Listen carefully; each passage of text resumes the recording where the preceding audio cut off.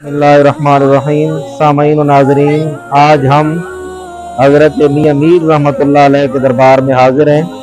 हज़रत उमर बिन ख़त्ताब रज़ी अल्लाह ताला अन्हो की औलाद से ये बुज़ुर्ग हैं जिनकी पैदाइश सिंध में हुई और 25 साल की उम्र में आप लाहौर की सरजमीन पर आबाद हुए।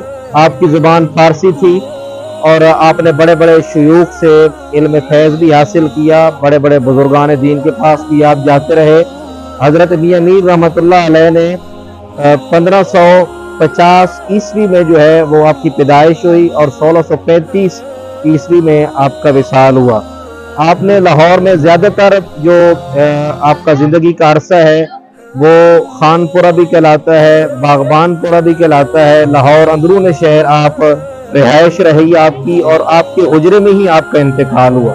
इस वक्त आपका जो मज़ार अक़दस है वो बहुत सारे लोगों के लिए जो है तसल्ली का बायस है।